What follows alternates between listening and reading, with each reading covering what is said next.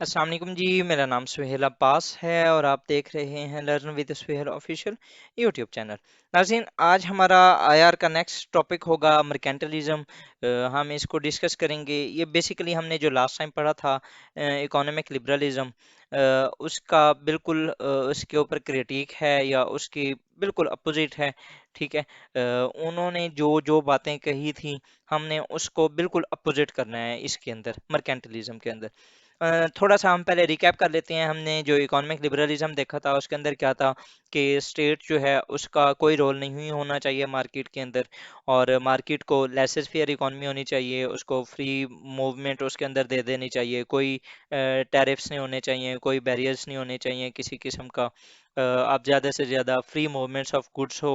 ठीक है, उससे क्या होगा, जो स्टेट जो इकोनॉमी है वो एक सेल्फ रेगुलेटरी है, मैन की ग्रीड है, इंसान की, इंसान का जो लालच है जिसकी बेस पे जो इकोनॉमी है वो ऑटोमेटिकली चलती रहती है। जबकि जो मर्केंटलिस्ट हैं, जो मर्केंटलिज्म है वो इस चीज़ के अगेंस्ट है। वो कहती है नहीं, स्टेट जो इकोनॉमी है उसको कभी भी फ्री हैंड नहीं देना चाहिए, इकोनॉमी के अंदर स्टेट की इंटरवेंशन होना ज़रूरी है। तो हम आज इसको फर्दर जो है देखते हैं।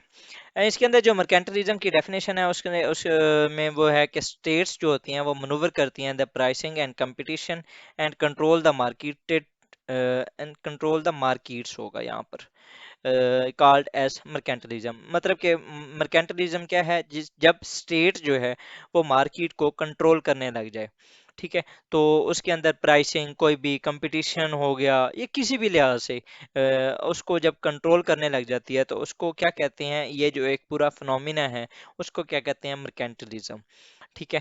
अब अगर इसको फर्दर हम एक्सप्लेन करें तो इसके अंदर क्या होता है जी, जो मार्केट होती हैं वो स्टेट सेंटर्स जो पॉलिसीज होती हैं उनको अपनाती हैं।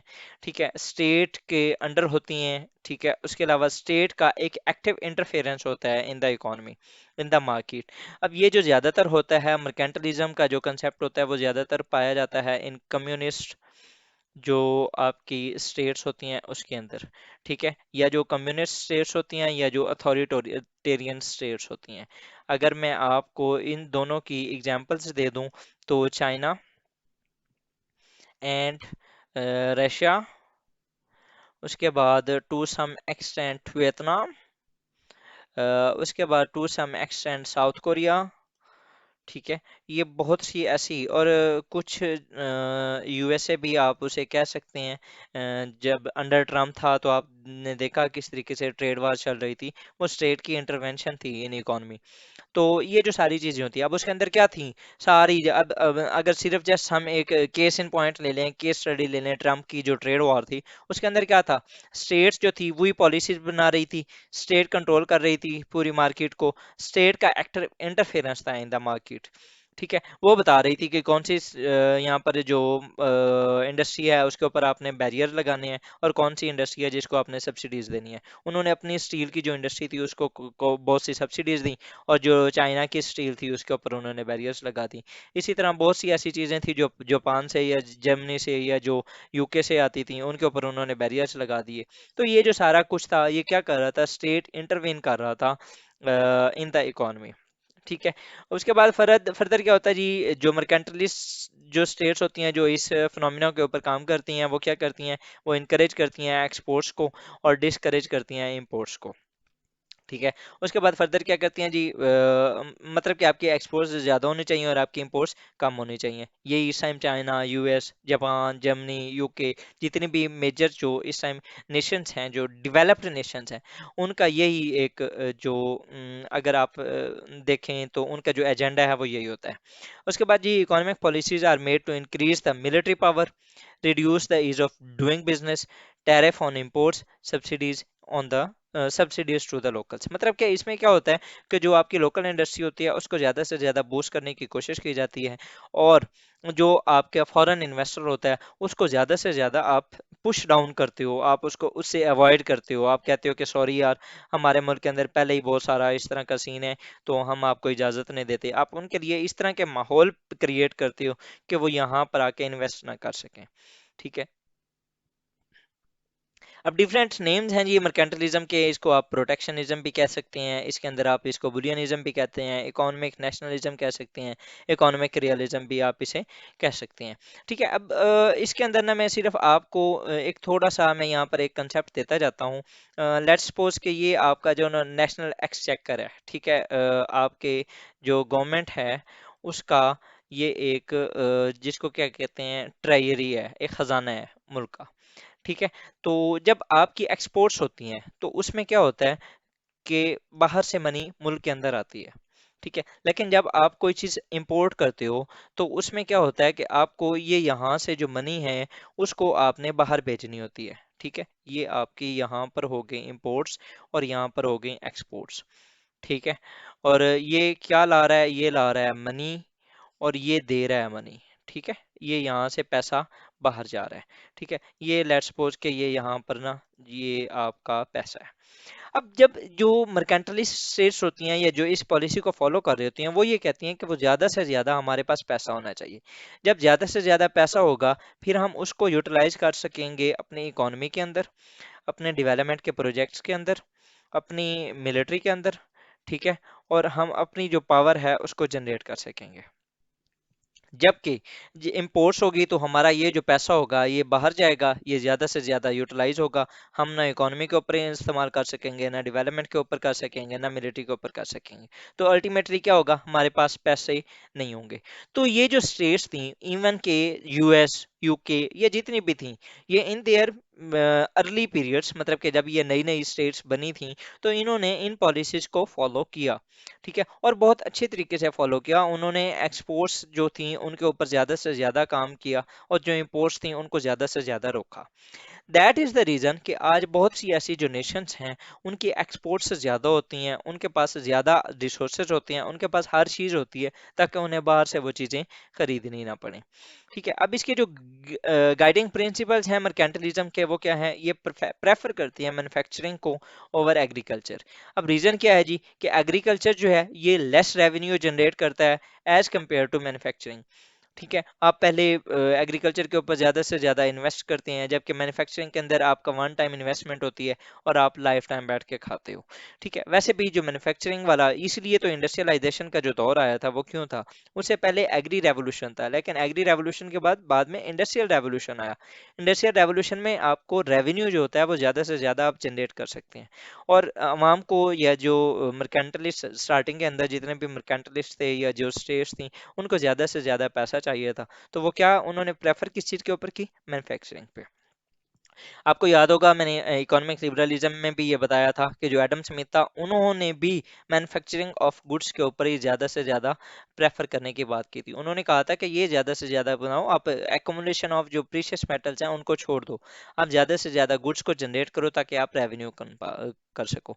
उसके बाद ये कहते हैं जी interference in economy to increase the exports, again जो बात मैंने अभी आपको समझाई है। ठीक है, उसके बाद ये achieve more and more precious metals. ठीक है, जो इकोनॉमिक लिबरलिज्म था उसमें उन्होंने कहा था कि आप प्रीशियस मेटल्स को आप मोरोगोली, आप ज़्यादा से ज़्यादा मैन्युफैक्चरिंग वाली चीज़ों पे आओ, या आप ज़्यादा से ज़्यादा ना चीज़ों को प्रोड्यूस करो ताकि आपका जो रेवेन्यू है वो जनरेट हो सके। जबकि जो मर्केंटलिस्ट थे वो क्या कहते थे, नहीं, आप ज़्यादा से ज़्यादा जो प्रीशियस मेटल्स हैं आप उनको इकट्ठा करो। अलेक्जेंडर हैमिल्टन जो फर्स्ट सेक्रेटरी ऑफ ट्रेजरी थे यूएसए के, रिपोर्ट ऑन मैन्युफैक्चरर्स, उन्होंने ये कहा था कि आप ज़्यादा से ज़्यादा इस इसकी ही मतलब कि ये जो अलेक्जेंडर हैमिल्टन थी उन्होंने जो एक अपना पहला जो आप समझ लें कि एक रिपोर्ट पेश की थी इन्होंने, उसके अंदर भी इन्होंने ये कहा था कि आप ज़्यादा से ज़्यादा जो मैन्युफैक्चरिंग वाला जो प्रोसेस है आप इसके ऊपर आओ, आप एग्रीकल्चर को छोड़ो। ठीक है, मतलब कि जो एडम स्मिथ भी इसी तरह अर्ली अमेरिकन थे, मतलब कि जो फाउंडिंग फादर्स ऑफ यूएसए उनको कंसीडर किया जाता है। और ये अलेक्जेंडर हैमिल्टन तो ये शायद फिफ्थ प्रेसिडेंट भी थे शायद, या मुझे अब एग्जैक्ट याद नहीं है, आप इसको देख लीजिएगा। और ये पहले फाइनेंस मिनिस्टर थे ऐसे समझ लें ऑफ यूएसए। तो इन्होंने जो पहला बिल पेश किया था उस वक्त इन्होंने अमेरिका की जो एक रेवेन्यू था उसको बहुत ज़्यादा एक बेहतर अंदाज में उन्होंने जो टैक्सेशन सिस्टम दिया, मतलब कि एक फाइनेंस को बहुत अच्छे तरीके से इन्होंने हैंडल किया था। तो इनकी जो रिपोर्ट थी उसके अंदर भी उन्होंने जो प्रीशियस मेटल्स था उनको एकमुलेशन के ऊपर भी बात की और उन्होंने मैन्युफैक्चरिंग के ऊपर भी बात की। अब फर्दर जो अगर हम इम्प्लीमेंटेशन देखें मर्केंटलिज्म की, तो big stick diplomacy by Teddy Roosevelt, उसने इसको यूटिलाइज किया 1920s के अंदर, ना सॉरी 1901 से ऑनवर्ड।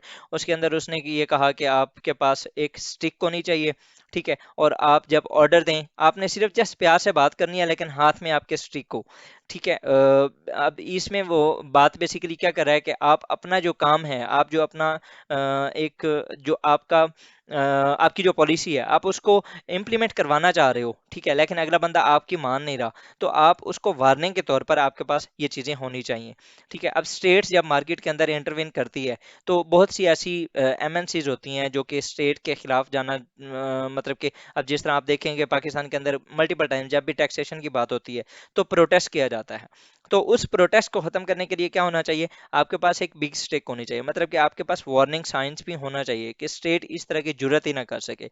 ये बेसिकली एक अथॉरिटेरियन स्टेट्स जो ज़्यादातर इस चीज़ को इम्प्लीमेंट करती हैं, जिस तरह मैंने आपको ऑलरेडी बताया, इस टाइम चाइना के अंदर, यूएस सॉरी रशिया के अंदर होता है। और जो ट्रम्प था वो था तो डेमोक्रेटिक, लेकिन उसने जितना भी रूल किया एक रथलेसली उसने रूल किया, मतलब कि उसने किसी को नहीं छोड़ा, ठीक है, इवन चाहे अलाइज थे चाहे एनिमीज थे। उसके बाद ये बैगर था, ये नेबर पॉलिसी, इसके अंदर भी हुआ था जब ग्रेट डिप्रेशन आया था उससे पहले, मतलब कि ज़्यादातर जो स्टेट्स थी उन्होंने जस्ट अपने बारे में सोचना स्टार्ट किया, तो उन्होंने क्या किया, बैरियर्स लगाना स्टार्ट कर दिए जितने भी ये ट्रेड के साथ काम करनी चाहती थी, मतलब कि स्टेट ए और स्टेट बी ये दोनों एक दूसरे के साथ ट्रेड करते थे ना, तो ट्रेड ए जो थी उसने बी की गुड्स के ऊपर बैरियर्स लगाना स्टार्ट कर दिए, ठीक है। तो जो बी थी इसने ए की गुड्स के ऊपर बैरियर लगाना स्टार्ट कर दिए।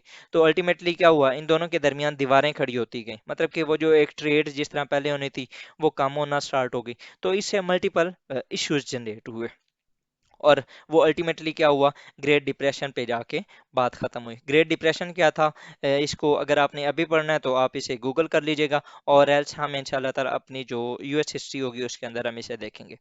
उसके बाद ये फर्दर आर्ग्यूमेंट्स क्या हैं जी, इसमें क्या होता है, to increase national economic power, ये ऑलरेडी मैं आपको बता चुका हूँ कि जैसे जैसे आपकी मैन्युफैक्चरिंग इंक्रीज होगी, आपकी एक्सपोर्ट्स ज़्यादा होंगी, आपकी एक्सपोर्ट्स ज़्यादा होंगी तो आपकी इकोनॉमी, आपके पास पैसा ज़्यादा आएगा, आपकी पैसा ज़्यादा आएगा तो आप अमीर मुल्क बन जाओगे। उसके बाद ये concept of protectionism and trade tariffs was the core idea.